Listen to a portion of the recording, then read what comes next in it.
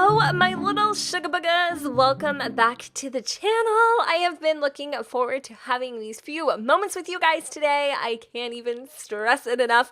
I have been having so many issues. I just am kind of done with today. Just finished, completely over it. First world problems, some problems I honestly could just live without, and you guys are honestly such a freaking outlet for me. It's kind of ridiculous, so I'm just putting it out there. I appreciate and love you guys oh so flippin' much.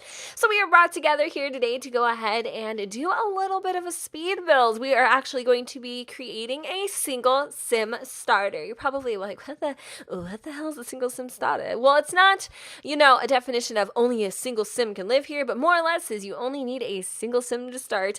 This home is base game friendly. So there's no other like expansion, stuff pack, any of that stuff included. At least I hope there isn't. Watch, there'll be like this one piece that somebody's be like, Jen, mentirosa. Probably. Well, if you catch it, just look the other way. But to my knowledge, old habits die hard. I don't think that there's anything that isn't base game here. So, and then another thing is that it's, again, relatively affordable. It's only priced around 18,000 simoleons. Meaning, I think it comes about 18.5, I want to say.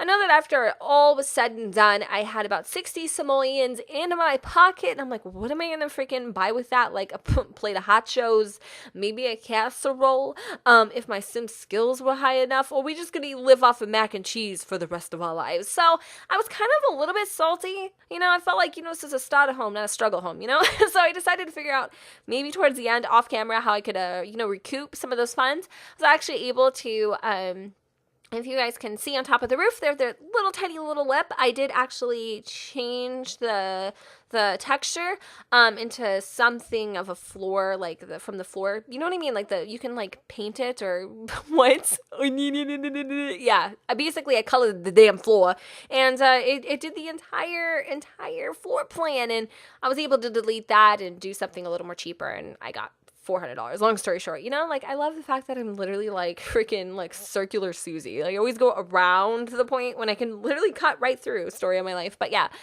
So in the end of everything, you actually end up having about $400 in your pocket. Holla at you, girl. Hire Urban Sims for all your real estate needs, because Lord knows I need a job. But okay, let's move on. All right.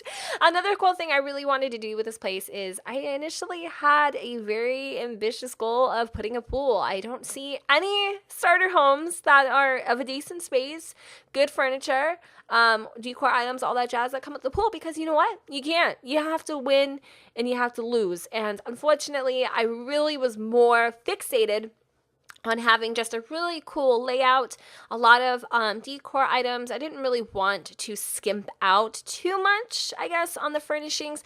So I had to scrap my pool idea. But I'm telling you guys, it's there. It's in my heart. It's in my corazon. I need to do a starter build with a pool. Not that, well, you know what? Actually, let me know in the comments down below how many of you actually use the pools. I feel like there isn't that much to the pools quite yet that really, warrants how much they cost. But I definitely would like to, just to say I did it. And I also would like a couple suggestions from you guys in the comments down below on future builds you would like to see me do. I am not gonna lie, and this is totally me sharing a vulnerable moment with you. Bigger builds give me so much anxiety. Like, they make me completely overwhelmed, and I mean that in every sense of the word, no exaggeration. Like, my heart starts racing, I start kind of getting panicky, and then like an hour into the build, I'm like, I can't do this. But I feel like it's mostly because I'm so worried that in the end I'm gonna hate it, and I think that stops me from trying, and I think that's dumb. So I should not think that way, and I should keep trying and keep trying and keep trying, because Lord knows when I first started building, all of my homes looked identical, just like a lot of my Sims do. Story of my life. We can't win them all, Susan. But I feel like I'm getting better, and I feel like even though that this is very reminiscent to Jen's earlier builds, I feel like it also has a little bit of that, new in it, and I hope you guys enjoy. I wanted to initially also make this possibly a 2-bedroom, but I feel like all of my builds are a 2-bedroom. I have probably never done a 1-bedroom starter, like ever. I don't even think I ever have. And then again, just having something for Oasis Springs, because I feel like what world, if you have all of them, or just even if you just have the base game, what world do you mostly live in? I guess you only have 2 to choose from, right? Or you have Newcrest. Jen, it's like 50-50 chance here that one of your Sims is going to live in Oasis. But I think out of all the worlds that I have my Sims move into, I think it's Willow Creek the most. I really like Oasis Springs because I feel like it's different from all the worlds.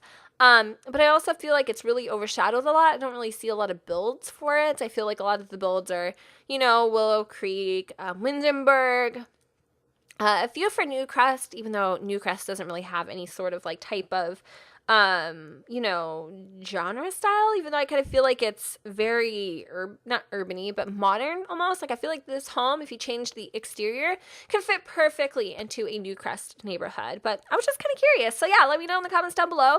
When you move in your Sims, where do they often live? Mine, the Willow Creek. I think it's a classic. I like it a lot. Speaking of classics and things of that jazz, actually it has no relevance at all, so let's keep it moving. I want to tell you guys how badly I freaking struggled with the couch and TV situation. Oh my God, girl. Don't even... Spank me on the butt and call me Sally, because I was about to have a tizzy. My freaking chonies were on levels and levels of wrapped. Like, your girl had to take many seats to hold her composure because I was freaking out.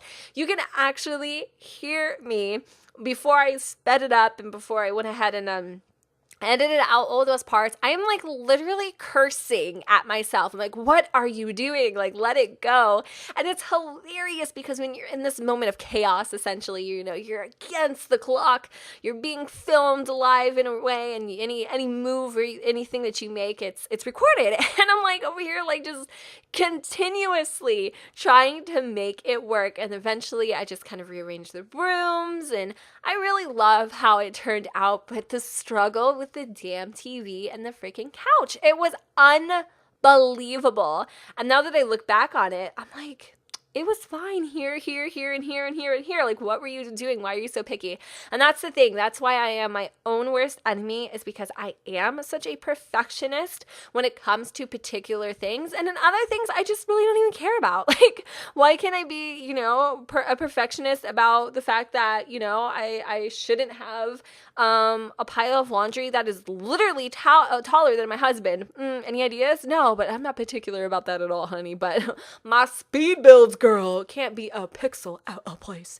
I'm crazy. It's okay though. I think we all are a little bit crazy, and this is why this friendship of ours, it works. We are literally the psycho squad, I guess. I don't know. I'm cool with it though. You know what? It is what it is. I find the beauty in the madness, I think. So another thing I was noticing is adding in windows and stuff to just really different places kind of helps bring in light. It actually turned that little corner where the TV and the couch, I even hate saying that now, is into a more lighted area, and it just kind of brought it together. One of the things I've been learning, actually just thanks to Joanna and Chip and watching the Fixer, I think it's called Fixer Ever, right? Series, is how to balance rooms, color palettes and all that kind of stuff. I actually truly do suggest that if you want to become better at building in The Sims 4 or just any Sims game, watch those types of shows. It's stupid, it's crazy, but it's funny too, because ever since I've been watching those shows, I've been getting a lot of comments from you guys saying that my building has been improving, and I literally have only built as many homes as I have that you guys have seen that many times. Like I don't sit here and like practice on my own. I just don't have time for that. But it's interesting that I'm becoming better, and I wouldn't think that I would over watching a TV show, but yeah, I definitely have. And this build ended up being a utter freaking mess in the initial beginning, to the point where I almost scrapped it. True.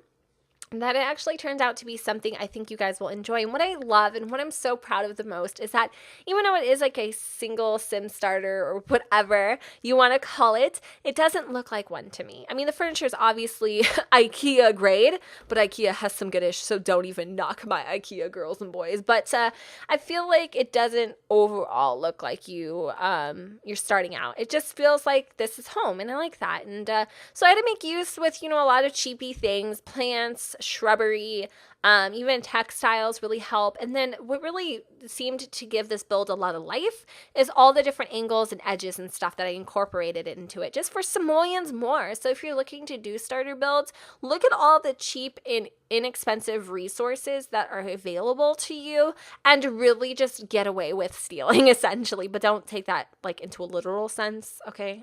I'm not promoting that here. We don't need no kleptos on my channel, but you get what I'm trying to say. And I think with that, yep, there I am with the pool. I tried, you guys. I really did. But as you can see, 300 and some odd simoleons just wasn't cutting it. I think I ended up deleting something and it gave me like $1,200. I don't even know what I did. But I decided to opt out with a nice little patio with a cute little sitting area instead. And then again, using those really inexpensive bushes and shrubs to give the backyard a little bit of love. And I think with that said, I'm going to wrap up the build right about here. I'm not sure if there's going to be any photos or anything included in the end because it's kind of like, there's not really that many glorified spaces, although I love the kitchen. But you'll see. I don't know yet. It'll be a surprise to you and I both. And yeah, guys, thank you so much for watching. Don't forget to go ahead and comment and subscribe. Leave me some suggestions for future builds in the comments down below where the sun does not shine. And just know that you guys are loved so much, and I really do appreciate and adore you, each and every single one of you. And thank you so much for choosing to be here with me today, and I will see you all on the flip side. Bye, guys.